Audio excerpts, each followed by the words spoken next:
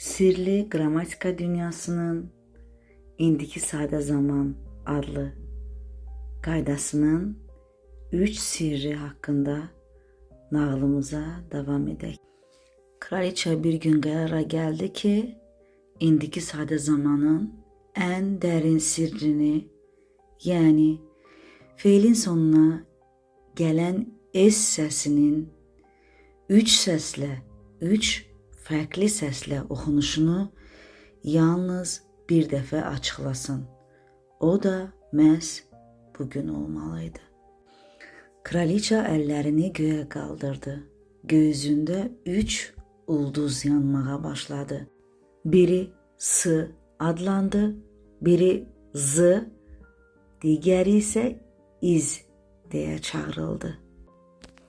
Kraliça birinci əlini S hərfinə uzatdı və dedi: əgər feilin sonu səssiz bir səslə, yəni kar samitlə bitirsə, məsələn P, T, K, F, S səsləri kimi, onda üçüncü şəxsin təkində feilin sonuna sadəcə S əlavə olunacaq.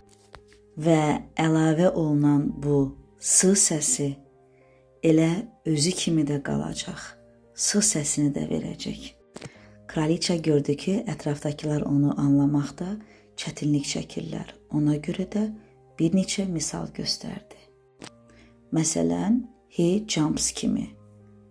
Jump feilinin sonundakı hərf nə hərfidir? P-dır.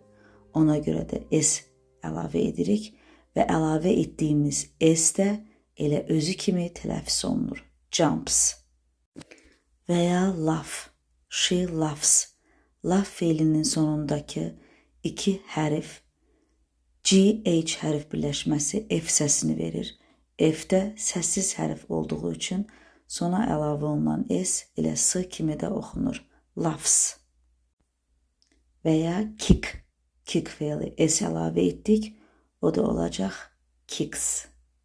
Daha sonra kraliça ikinci ulduz olan Z səsini göstərdi və dedi: əgər feilin sonu səsli hərflərlə, səsli səslərlə bitirsə, yəni boğazımızın titrədiyi səslərlə bitirsə, cingiltili səslərlə bitirsə, o zaman feilin sonundakı S hərfi Z kimi oxunsun və yumuşaq və melodik bir səs meydana çıxsın. Və kraliça nümunələr göstərdi. Məsələn, she plays. Plays feilinin sonundakı hərf Y. Cingiltili olduğundan, səsli hərf olduğundan, sona əlavə olunan S, yəni S hərfi Z kimi oxunacaq. Yoxlayaq. Plays. Plays deyə bilmərik. Necə deyərik? Plays. Runs. Flies. Dreams. Cleans. Deməli, feilin sonundakı hərfdən çox şey asılıdır.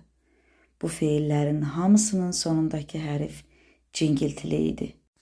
Ona görə də sona əlavə olunan S, Z kimi oxundu.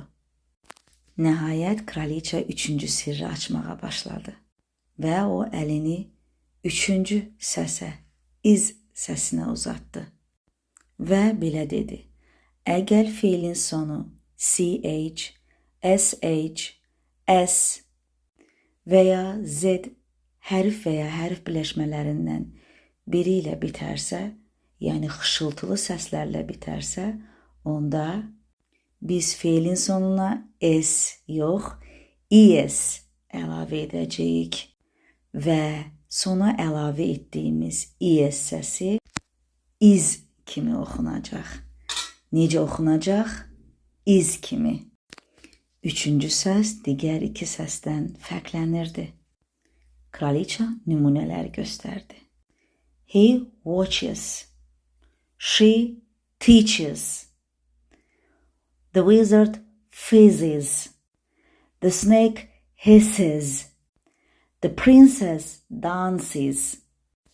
Artıq sir tamamilə açılmışdı və hər kəs indiki sadə zaman və onun 3 sirli səsi haqqında olan məlumatı anlamışdı.